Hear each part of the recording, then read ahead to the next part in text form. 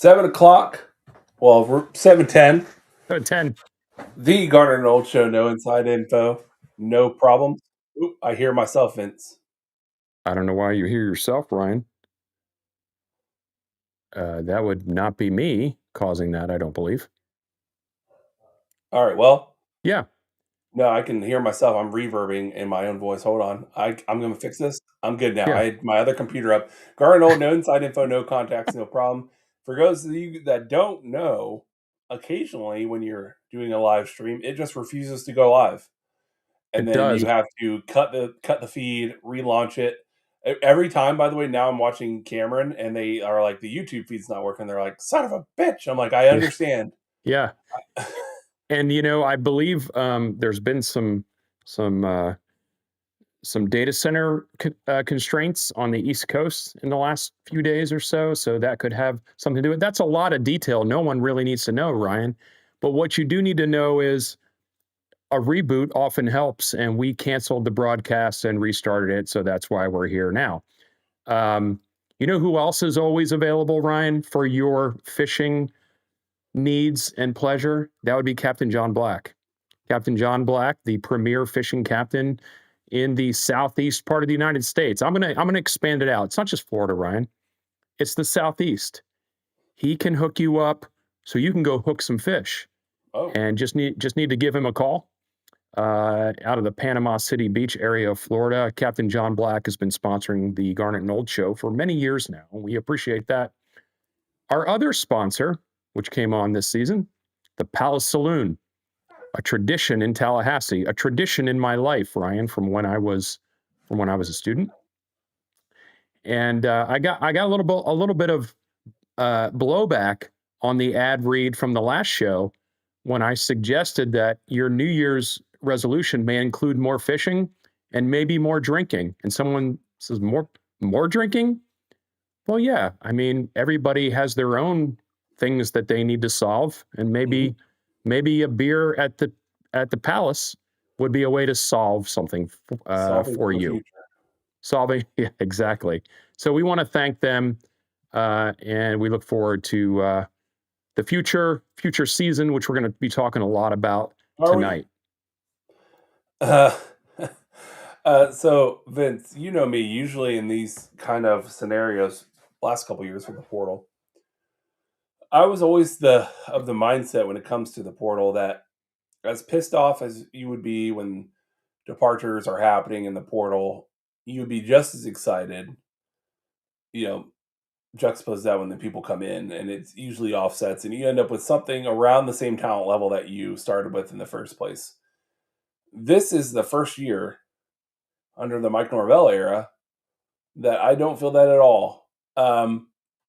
And by the day, I put out the GIF yesterday on X's at Big Papa East, me every single portal move with a confused face. Um, the guys we thought we had locked down as coming back, uh, mainly in the recent stuff going on, the Desir twins, especially because we had already increased them and like got them renegotiated for apparently quite a large sum with a $500,000 buyout per twin. Mm-hmm. Um, we thought we had that buttoned up, and maybe if anything, we give them a little bit more of a bump. And apparently, that's not the case right now, Vince. And the more and more time that goes by, when you see player go out and then player come in, it's I see the down trajectory on the talent equivalent. Now, I do believe there is a such thing as sometimes overall talent can go down, but fit for the offense or fit for the defense can go up.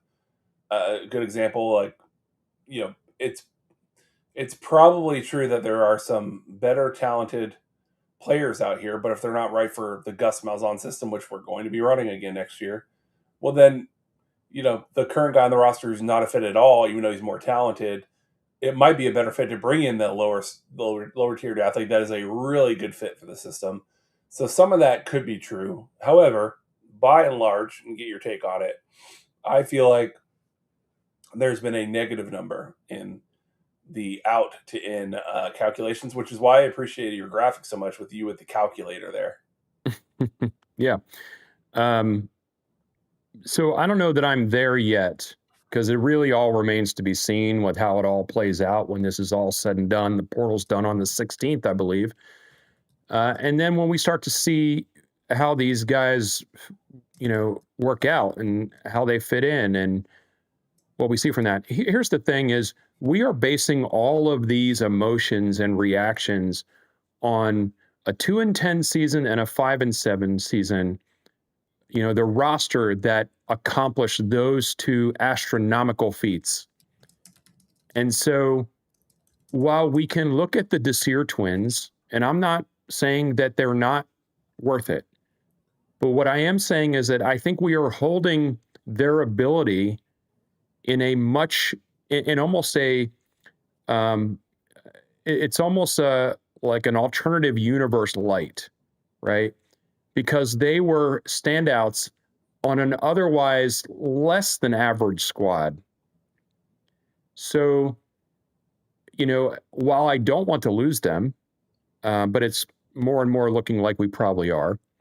I also am not going to cry about it because they were two semi bright spots on a really really lackluster team. Mm-hmm. So, you're getting a warped view, I believe. I believe we all are. We all are get a warped view of, do I like Randy Pittman? Yeah. I wish he would stay. But would Randy Pittman would Randy Pittman be a standout on the 2013 team? Probably not, No.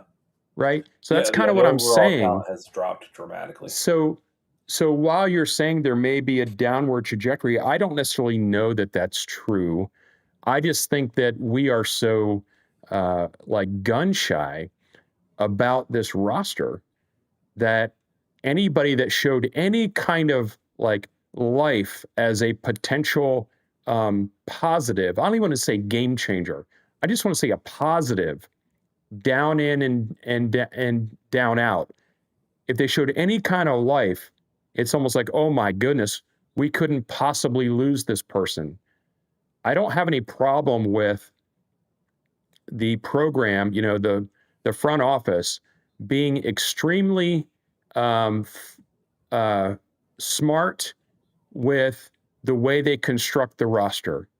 So I don't believe we should exorbitantly overpay for guys that were semi bright spots on a mediocre roster. For sure. The only thing that has me concerned, more than anything, more than the names in and out, is the positions, and the frequency of certain positions that don't make any sense. You messaged me the other day, Vince, said another tight end. Um, I think that's what your text said to me. Yeah.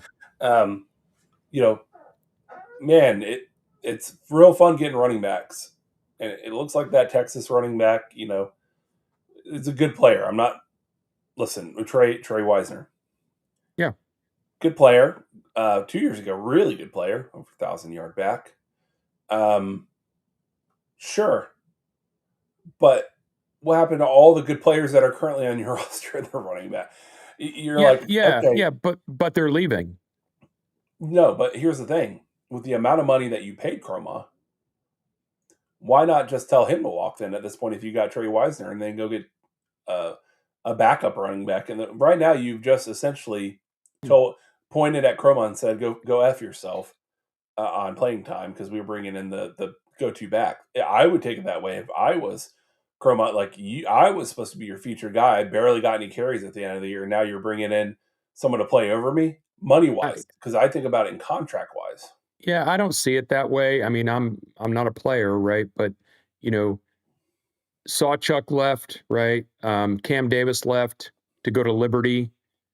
And so these guys are leaving that were getting some carries in the most asinine running back rotation that we could ever imagine. But you have to fill those spots. It's not like Chroma would want to get 40 carries a game. Like I don't think any back wants that because that's not good for their body. So you have to have quality players So I don't see like now if Sawchuk was staying and Davis was staying and Keziah Holmes was still around, and you bring in this Weiser guy, yeah, then you're like, whoa, wait a minute, how many how many how many how many Doak Campbell plastic cups do we need in the cupboard, right? I already have 75 of them. I don't need another one. But enough, I believe enough running backs left that it made sense to bring in another one. Do you think you need 7 running backs on the roster? No, but how many do we have? Trey Wisner, Usman Kroma, Sam Singleton. Is Lucas still on the roster? I He believe is not. so. No, he's gone. Keziah is still? Keziah, Yes, he is. did he leave or did he? I don't even remember anymore. Jay Parks, Jeremiah Johnson. Okay, so here's the thing: is of those names you listed, if Keziah is still around, that's 4. Those other guys are. I'm not saying they're not quality; they couldn't be quality, but I don't see them getting. I don't see them in the rotation on a game that matters. Then they should. Well, I'm saying the average running back room is like 4 or 5. So if you have more than that, you might as well cut bait and get rid of someone and free up some even more room on your Well, roster. maybe that's true, and maybe some of those The guys current that are number is lower 6. down. Trey Wisner, Chroma, Sam Singleton, Keziah Holmes, Zay Parks, Amari Thomas is also, I forgot. He's an early Yeah, so enrollee. Amari Thomas is a freshman, so good. I mean, Amari Thomas, I think is going to be a good player. Um, but he's, what is he going to do in his freshman year? Not a lot. So I think you have to have some guys that have some more experience. And Chroma's only going to be in his second year, so you need some leadership in that room as well. We got a super chat, Ryan. Super chat from, and I really appreciate it, this is Aranda. Aranda Norvell. I love it. That's Do awesome. more with less. That's my philosophy. My buddy Dave and I are in complete agreement. We win championships of soul. I appreciate that from FSU 91. Great show, guys. Hey, listen, Aranda. I appreciate the comment. appreciate the comment. I don't see us winning championships at all. I think Vince and I will both agree we don't see any kind of championships for this roster as currently constructed. My biggest problem is I think, let's say the fans as a whole, and me to an extent, I don't totally go into the fandom. If your hope and dream was that whatever players exit, you would overwhelmingly bring in a more impressive roster. Anyone who thought that that was possible, those days ended 3 years ago when the portal started really cooking. Now everyone is in the portal. Now so you're not special anymore by dipping heavy into the portal. It's normal. 3 4 years ago Yeah. when Mike was hitting the portal, people were like, "Wow, look at FSU. They're the only ones like Not really only going that, crazy." Ryan, not only that, but because of the situation we're in, we're at a disadvantage in the portal. And I Yeah, don't no one wants mean to come here. I don't mean money wise, because I think maybe we are that too. I don't think it's as bad as a lot of people think it is.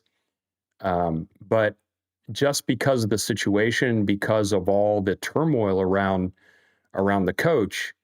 For example, all this back and forth with the Desir twins, I think there's a possibility, Ryan, probably an even a good possibility that they would have already agreed to come back if the situation was more stable.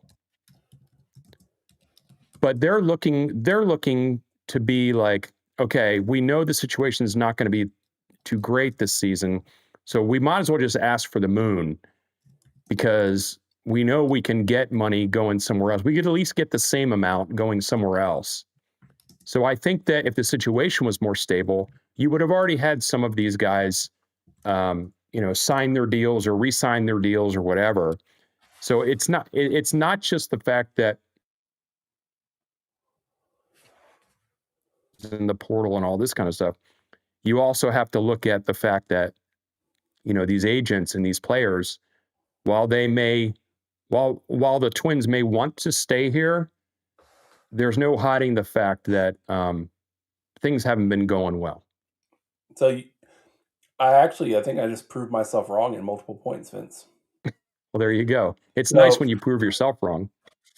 I wanted math, and so using the 247 Calculator. transfer ratings, Mhm. um, quality like they average them out, right, like the player ratings and everything, which I know isn't always like 100% going to be the end result, but as of today, right now, average player rating in 87.2, average talent out 86.1. So, and I'm going to go through these because this is very interesting. Backfield in Ashton Daniels and 86, Trey Wisner 93. Out Brock Glenn 85, Gavin Sawchuk 86, Cam Davis 86. So essentially, you take Gavin and Cam, lower rated players, and bring in a very high upside back from Texas. Yeah, The there Taco you go. Bell's coming back with a vengeance. Replacing 85, 86 rated player with 93 offsets that. So I'm going to go down the list because this is very interesting, I think. Trenches in um, Nate Paps, Braden Joyner, Paul Bowling, and Ryan Kennedy, all between 86 and 87. Out Lucas Simmons, 85, Desir potentially 96, Daryl 94. So that's a loss right there For on math. sure. As of right But now, absolutely. um, this is where it becomes interesting because the only thing saving you right now is that quarterback room because you're also behind the eight ball on perimeters because you have Riles and Chandler coming in on the perimeter roles, and then out Earl Little. They had him at 95 average rating in the portal. Okay.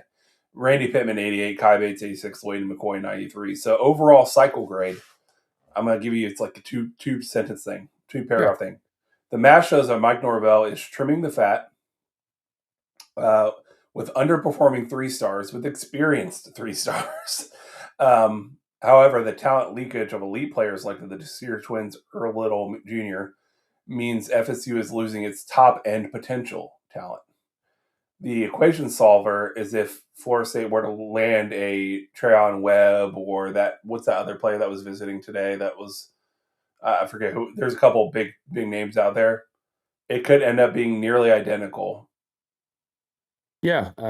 I I think when it's and I'm not going to be an optimist. I'm not going to be a pessimist here. I'm going to assume that the roster we field next year is going to be in a on a talent level About the equivalent, same. Yeah, it's going to about be the very same. similar. It's going to be about the same, um, and I'm going to be okay with that. I wish it was not that, but I'm going to be okay with that because you're going to then have the second year of the offensive and defensive philosophies in place. And so maybe you get an uptick because of that. I just, for anybody that thought we were going to, and I don't think anybody thought this, to be honest with you, unless you're just a pie in the sky, garnet and gold glasses kind of person. No one thought that we were going to go into this portal season and rake. It just wasn't going to happen. Um, and you can't really, everybody's up in arms about the front office changes. I'm only up in arms about it because it happened so late, right? I'm probably more than okay with the people that they hired, right? I think eventually long term that's probably going to be good. But man, they basically handcuffed the whole situation, right? So um, this is a I hate to say it, but this is gonna be tread water season. This would be a tread water season, and I hate it because and our buddy Daniel Gorby brought it up tonight or just a minute ago. Is like we're treading water, hopefully, and you know the um, the uh, the bunch from South Florida with a mediocre coach is basically tonight.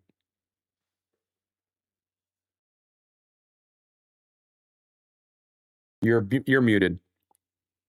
From the cough. The only thing that would have made this portal window more successful than it was. The only possible thing that could have changed it, because like you said, you're not manifesting more interest in Florida State just from, hey, come here, for based on our success in the last 2 years. The only thing that could have manufactured that is either head coaching change or coordinator changes, because players still do want and like to play for certain kinds of coordinators, or maybe a new head coach would have invigorated the interest in it and see what it's about. But if I'm a player right now, then so let's say I'm playing as many are like an ECU, right, or some of these other teams that we're getting people from.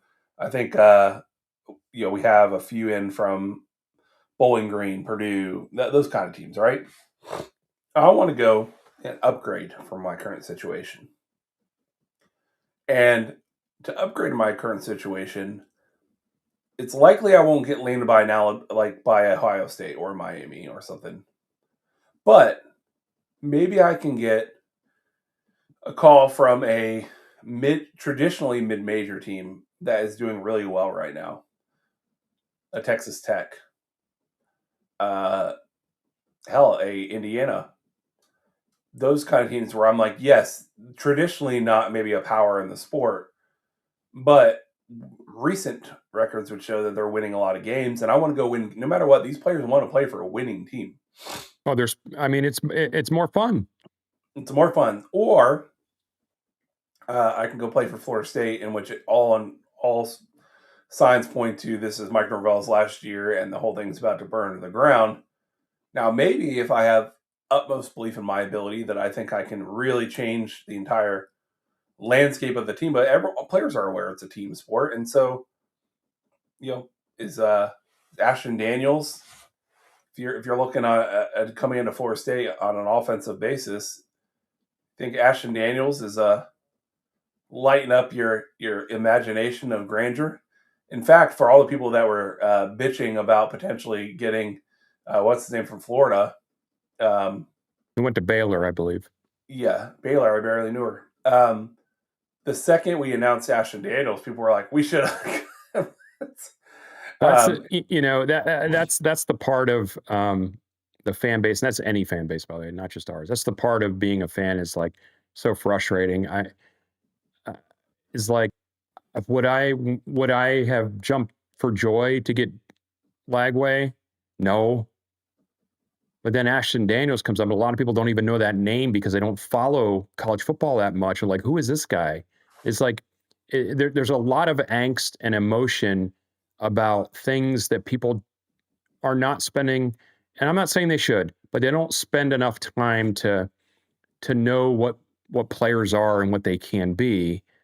They just look at, you know, it's always the glass is half empty, Ryan. You know what sure. I'm saying? Yeah. Like, oh, we didn't get this guy, so we had to settle on this guy, which may or may not be the case, right? Where none of us are in that room. If from the graphic, there's a whiteboard, none of us are in that room where John Garrett and Norvell are talking about, who's in, who's out, if this person's available, do we want them and at what price, and all these things when you're constructing a roster. And, John Garrett, I'm available if you need someone that's, um, even keeled down the road, not going to get emotional one way or another. It's all about the best fit for this program. Give me a call. I come at an easy price, right? I can Sure. help you out with this. What I will Um, say about the quarterback position specifically, Vince, Ashton Daniels, if it wasn't going to be a Lagway, which was really, I mean, let's be frank, the only real big name, even if he kind of petered out at Florida, but a lot of that was injury related. We all saw it. Like when he was right, he was a pretty good player, I would say. Um, Maybe a little bit of a head case sometimes, but upside talent, I would say, is greater than Ashton Daniels for sure. However, in a Gus Malzahn offense, you don't necessarily need the big time prototypical quarterback.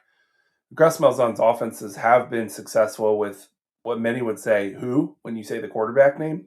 yeah, Cam What Newton. what you what you can't miss in a Gus Malzahn offense is a running back. So it might be a reason why they felt, hey, we have Cromash, or we feel like we have some other players on this team that are nice, but we need a guy that can be a down to down. We know he can be a down to down every down back because he's already done it at a program like Texas, which is plays a tough schedule and has held up. And I like his frame too. Trey Wisner's got a good running back frame. So my thing is go back to the whiteboard, Vince. Guys, there's not an unlimited pot of money. One player taketh away from the others if you go in one direction. So it could have been a situation. I'm just Sarah making the Blakely's numbers. not walking through that door. Yeah, these are all fake numbers. I'm just using hypothetical numbers. Let's say you have a whiteboard and you're like, all right, Ashton Daniels wants 250K. What's his name? Our guy from help me out, from Florida, Lagway, wants 900K. We can either go Ashton Daniels, who I think could run our offense fine, and then go get 2 or 3 other players. Or we sign Lagway and we're kind of done here on some of these other positions. We won't be able to go get someone. If you're in a place like Florida State, in which we've had an exodus of talent, a lot of people in the portal, more than any other college football team, you have to worry about the numbers. It's not just about quality, unfortunately. We would love to be able to pick and choose. Hey, we only had 12 people in the portal. So anyone who we bring in, it's kind of like, we know it's really specific. We wanted that person.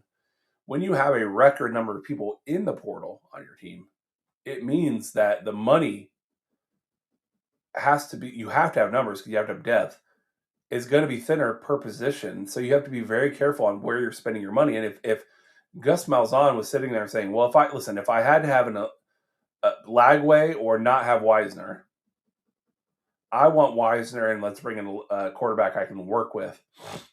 That could have been the discussion. We don't know. Yeah, it could have been. And also, two things.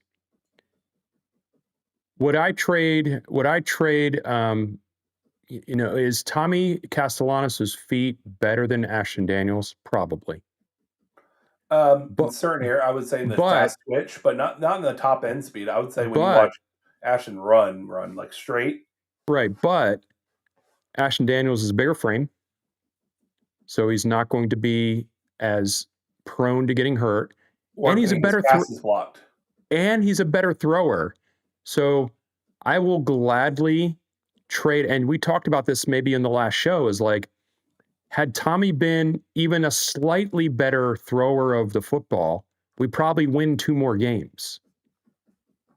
Right. So I will gladly trade a little bit of, foot ability for a significant upgrade in the arm. I'll gladly trade that. It's not just the arm, it's the height, because he got a lot of passes batted down. Yeah. And to be honest with you, I saw two Ashton Daniels games last year. Like, I saw him play. When straight ahead speed, I don't think there's that much of a difference between him and Castellanos, because when he gets Ashton Daniels, for those who haven't seen him, he has a very long stride. So one of those players where you think you have him and then you don't, and he's gone. What he doesn't have is that quick twitch, like, I get it, make you miss. And he does. I will say this: I only watched one full Auburn game in which he was quarterback this year, Vince, and he does absolutely. And it's in his grading of like from 247. When the pocket breaks down, he absolutely panics every time. Like, oh my god, just throw it. Yeah.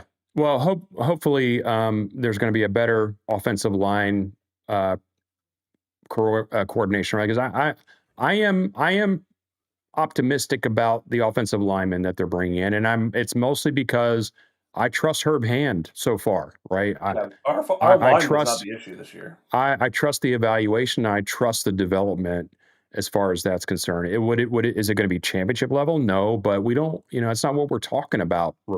At this point. The other thing I was going to say about the numbers game you were playing is,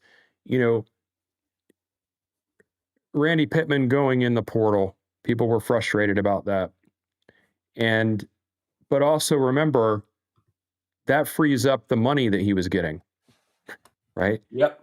And so the Desir twins going in the portal, or if they go in the portal, while you're going to be frustrated about that, also understand that that's going to free up more money for other people to, to bring it or to pay for a higher quality of player on the inbound side.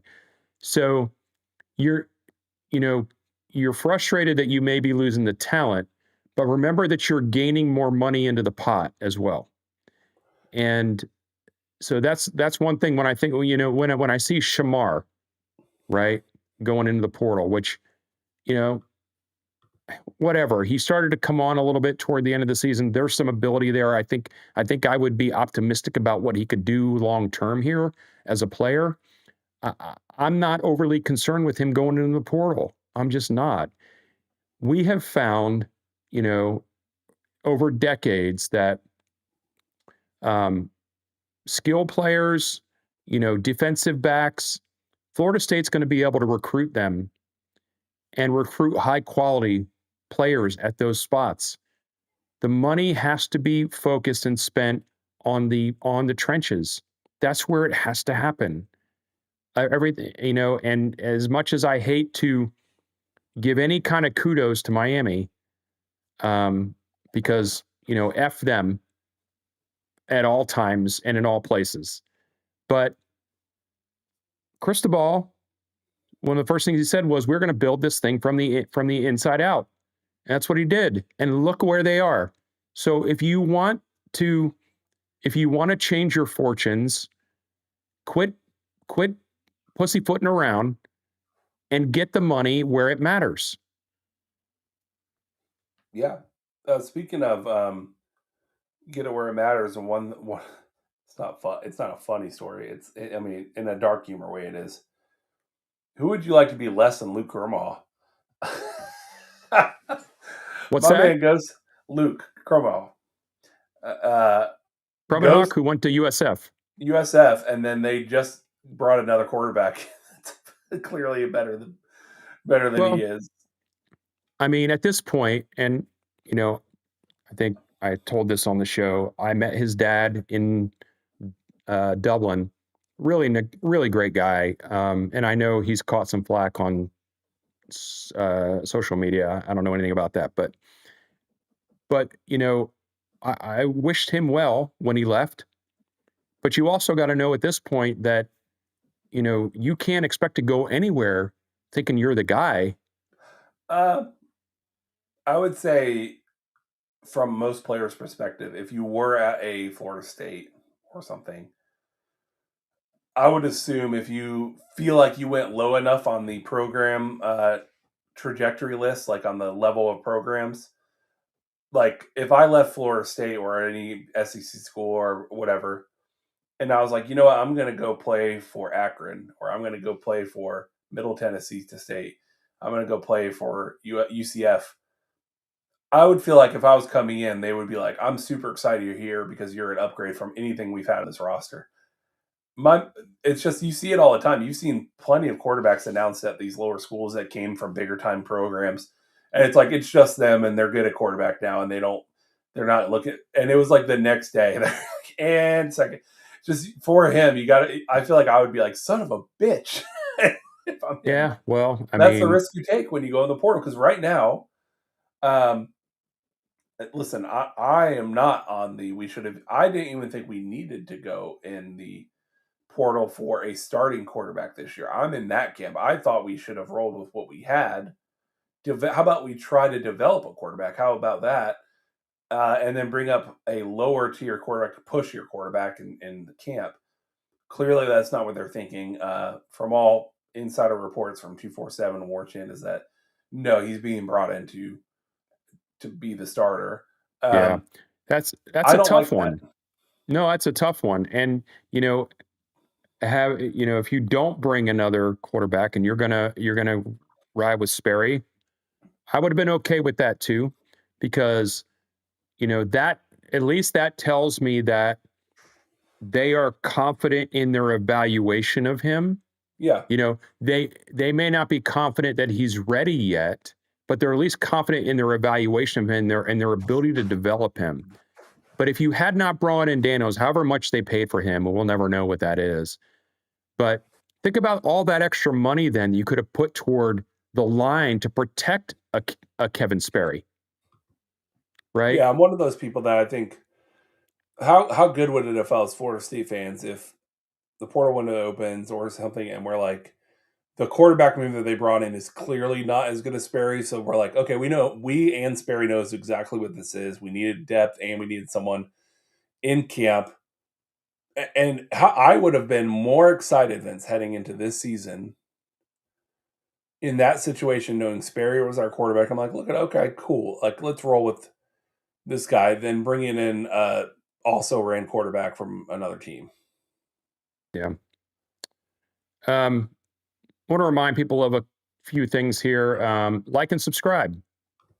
If you're on X, hop on over to YouTube just for a moment. Hit the thumbs up. Subscribe to the channel. We are on a constant push to get more subscribers, like all YouTube shows are. And then also, we haven't really talked about it yet, but we have a weekly goal of $100, and we are currently at $10 from our buddy Aranda Norvell 2028. Thank you so much. I will thank you once more for the super chat. If you want to make sure your comment gets read on air, that's the way to absolutely make sure that that happens and help us get to our goal for tonight. And that those funds, just so you know, they go strictly to paying for to make sure we can keep doing the show. And there's no fluff there at all. So that would cover our expenses month in and month out. We don't have the NIL budget like some programs. No, Sarah Blakely again is not walking through that door behind me. If she Right? did, Shannon might have questions. Neither is Mark Cuban, who has donated a significant amount of money to Indiana, and good for him, man. If I had that kind of money, we've talked about this, Ryan. Like, you know, if for some reason the good Lord shines upon me, it's like, you know what, Vince, at BC Knoll, I'm going to fill the coffers a little bit here, give you a little blessing of a Powerball ticket. One of the first things I would do after paying off the house would be to make sure the marching chiefs never want for anything, and then to make sure our NIL is taken to another level. Along with that, lifelong Champions Club tickets. Right. Here's the thing: it's the old. I wouldn't tell you I won the Powerball, but there would be signs. Yeah, there would be signs You when you would see see like me all of a in the sudden sideline club. I have my tailgate in the parking lot right in front of Doak with a travel camper and walking in, shaking hands, and everyone knows who I am at that point. Yeah, The carving station would be waiting for me in the Champions Club. Let me tell you what. yeah. You'd have a mobile carving station to follow you wherever you go. Sure, yeah. Hey, but I did have And some then good someone would fortune. walk up to me and would say, "Hey, the food's ready. I knew you would know where it is." Where? Oh, hey, big man, where did you get the plate? I know you would If you know. if you want to know the story behind that, go watch our New Year, our show after the cruise. I did have some good luck though, so I don't want to act like my life is not lucky. Oh, Um, in the little side tangent here, so if you will indulge me, folks, I was putting all the Christmas lights away, and I remembered that I had a couple old instruments in the attic. And I had not looked at them in probably 15, 20 years, right? So I pulled them down, and there are three cornets, and a cornet is like a trumpet. The main difference being, this is a lot of detail, but a trumpet is mostly a cylindrical tube, and the cornet is more of a conical tube. But I found this, cleaned it up. It is a King Master cornet from 1936, Ryan. It is a professional horn and would command a pretty penny if I were to sell it. And I did not know this at the time when I got it because the internets at the time didn't have all the detail that they have now. So thank you, Lord. How much we I'm not. talking if you were to sell it? I am not going to sell this because it is a fantastic horn. Vince, I want to Um, know though, if you were to sell it, how much would it be on auction? um, like if it was pristine, which it pretty close is pristine, probably $1,500, $2,000. Okay, so you should take it on Antique Roadshow just to get on the show. Yeah, yeah, just exactly. Just so, hey, or I could take it to the what's the pawn shop show? Yeah, Pawn Stars. Yeah, Well, there you they would go. bring in the expert just to get a second opinion and make sure that it's real. Like best I can do is $100. It's like walking into GameStop to trade in a game, basically. Yeah, that's true. That's true too. Um, so yeah, let's shout out some people in the chat, Ryan. Brett Taylor, Jake Hutchinson, all of our loyal fans, Dave Aranda, uh, Orlando Norvell, 2028. I like Brett Taylor. They aren't running things yet, but they soon will be. 48 to 64 team breakaway from the NCAA control and set up an NFL light sword model, employees collective bargaining. Yes. By the way, if you were to ask me, hey, guess the future of college football, I would say in the next 5 years, players have to actually honor their contracts. They're going to find a way to get that done because teams hate, as much as we hate having to deal with the portal every year, you know who hates it even more? Head coaches, administrators, and athletic directors. And you know who's going to fight like hell to get those rules changed or updated? Those very people. So I'm not going to be surprised at all in the next 5 years if you have a very NFL like contract. Like, first of all, sure, you can leave. There's a buyout, but by law, the other school can't be involved in that at all. And we have Yeah. to agree to that team to take you. It has to be a trade. I could see trades happening. I would love that, by the way. I would love a trade deadline for college football in the middle of the season, right before like a certain period. You're like 3/4 of the way through the season, and there's a trade deadline where you have pieces like injuries and stuff, and you can be like, I trade, Brock Glenn for two bottles of ketchup or something like that. You can go like this. Um, I would love a trade deadline, but I do think rules will be put in place to keep players either at a place or if you want to leave, consequences that will actually matter to them. Um, but like in the NFL, if you're like, I don't like my contract and I want to renegotiate, they'll be like, cool, we're not going Yeah. to. Yeah. Yeah. That's thanks for bringing it up. No, Hmm. and you still have to perform. And if you So don't, we don't have to pay at all. yeah. So I think that's where we're headed. I think that's where it needs to go because with great power comes great responsibilities. It's great that the players wanted NIL, and I supported that they should get paid something. But with the millions of dollars you start seeing go out into the NIL deal, there should be a level of responsibility and commitment attached to it. And right There's, now, it's do whatever you want. yeah, the schools are not going to. At some point, the schools are going to not going to allow the whims of a yearly, you know, emotional, and sometimes even less than yearly emotional, swip swapping of, I want to go to this team, I want to go to that team. At some point, the schools are not going to do, they're not going to deal with that anymore. So I think they were hoping that the government would get involved, which is, you never want that to happen. Um, but at some point, I agree with you, there's going to be some more stability around,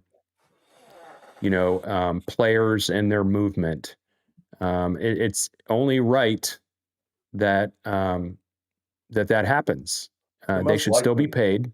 They should still be paid, but you cannot hold the programs to at bay like that. yeah. It just can't go on like that. The most Ryan, I want likely to scenario add around that something. would be hold on. I want to on that thought. The most likely scenario in that situation when it could happen when they change that would be in the next structural change in college football, which is conference realignment in 3 years.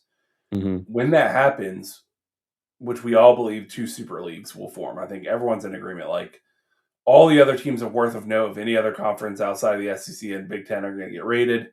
You're going to end up with two power leagues, and what those power leagues will do in working in conjunction with each other is say, if you're in these two leagues, here's our bylaws. You have collective bargaining. Maybe you have like just like the NFL does, where they have people who watch out for the players and everything, and they make the rules because the schools by law will have a hard time winning in court due to some the collegiate the way of the collegiate world Sure. works in Yeah. schools. But conferences in which, hey, you don't, I'm not telling you have to play college football in this conference. No, right. You can go to school for State and they can pay you if you want, but you won't play in the SEC. The conferences are going to have to, the conference commissioners are going to have to make the change, but they're not going to make the change until they have more of the power centralized. More of the power centralized, and also more alignment between the conferences. Yeah. Right. The conferences, it's the NFL, the AFC and the NFC do not operate differently. Yeah. So that is a big hurdle, right? So Sankey and Petiti and all these guys are going to have to, and Phillips in the neighborhood they're going to have to all agree to do things the same way. Phillips would trust that they would do the right thing, though. Yeah. Yes. Ryan, I found a new widget here for the show. I want to pull it up on screen. I don't know if it's going to work. I don't have high hopes for it, but let me pull it up here Famous last and words. see what we get. Is this the actual live scoreboard? It's supposed to be. So hold on one second. This would be good when we're doing shows to have. That's right. So I just want to give this a try and see what we get. It wasn't working earlier, but then again, there were no games going on a little bit ago. So yeah, so I'm not getting any stats. So maybe is that an embed feature? Yeah, it's just a little app widget that I found. Let me see here. Maybe I do this. Fetch games.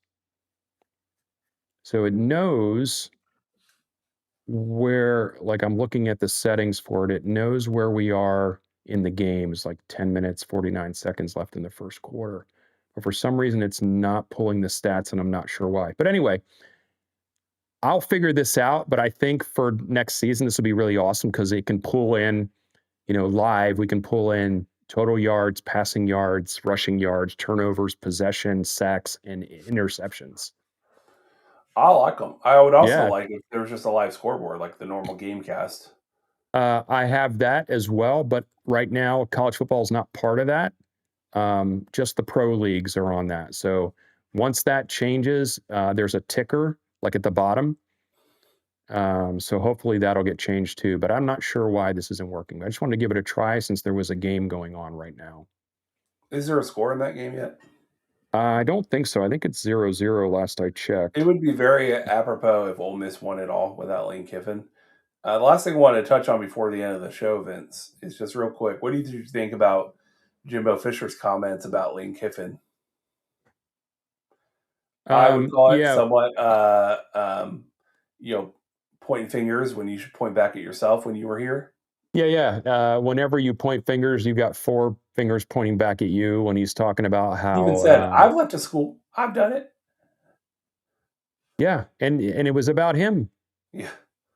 It was about him. And no matter how the only way you can avoid that, I think, is you have to lay super low and you have to be deferential to the school that you left, which he was not as well. And, there was just no way Lane Kiffin was going to leave a school and not be Lane Kiffin upon arrival. There's just no way that was going to happen. You could say what he's been doing with his assistant coaches is more egregious than anything Jimbo did when he left. But I don't think Jimbo Fisher is the right man to talk about what a coach should do when he leaves how he leaves a program. Indeed. Listen, I'm the one who was voting for forgiveness and to bring Jimbo back. But what I'm saying is, like, if anyone on that panel it should talk about how someone should handle leaving a program, it definitely would not be Jimbo Fisher. No. Slice bread, baby. Listen, if you when you go looking for advice, if you're trying to make a decision in life, on a particular touchy subject and you're going to go to look for advice from somebody, are you going to go to someone that pretty much screwed the pooch in that scenario when they had it in front of them? No, you Yeah. wouldn't do that. You Go wouldn't to do Urban that. Meyer So, for leadership advice. yes. Yeah, that's what Ohio State did, by the way. Not only did he, not only is he who he is, but Urban Meyer was tasked to actually teach lessons on leadership, accountability, and ethics at the Ohio State University. So, how about that, everybody? That's fantastic. Oh Just when man. you think that there's no way, you think about your life, Ryan, my life, everyone's life, and the mistakes we've made in our lives, and we've all made mistakes. And you think, well, there's no way, I can come back from this, or I could never aspire to this or to that because of these things that have gone on in my life, or I don't have it within me. Look at Urban Meyer. Yeah. It doesn't matter what he does. He'll find a way to You can keep do getting anything you paid. want. You can do anything you want. What's funny is if he really wanted to coach too, there's some school out there where they hire him in a heartbeat. Absolutely. I mean, there are crazy people in our fan base that wanted him at one point or another. Um, I think even you would rather have Jimbo back than Urban. I would take Jimbo over Urban uh, 7 days a week and twice on Sundays. Yeah. Oh man. Well, good show. It started a little rough. We're entering into the dead period for football here after the championship games are up and the portal closes. It's not closed yet, but then we'll head into, of course, spring ball and baseball coming up too. Basketball doesn't look like there's a whole lot of hope to hold on to, but baseball, what ranked preseason number 9, I think so. Number 9, yep. And the basketball team did play well against North Carolina last week. The women's team went to overtime in their last game, I believe. So there are little signs of hope there. Little signs of hope, but no matter what, people, I know it's the first week back to work, so thanks for taking time out of your busy week to join us on Garnet Old, where there's always no inside info, no contacts, and no problems. Yeah, and we talk about it all the time. One of the ways you can help support the show is to support our sponsors, Captain Black's Fishing in Panama City Beach, Florida, and then the Palace Saloon in everybody's favorite town, Tallahassee, Florida. You can go patronize them, and that helps us. So that's one way you can support the show, and the other way you can support it, obviously, is like the show, everybody. Boy, I'm boring the co-host. Like No, the show. it's when you have copious amounts of Taco Bell before you go on air. Yeah. Subscribe to the show, people. It's so easy to do. It I'm really is, begging you. actually. Subscribe to the show. It doesn't cost you anything. And if you want to take it to a whole nother level, you can hit the notification bell and you'll always know when we go live. Um, Most of the time, it's right on time at 7 p.m. on Thursday nights. Tonight was 7:10, but that's a rarity. And send Chiefs all the damn time. Go Knowles. Go Knowles. Have a great night, everyone.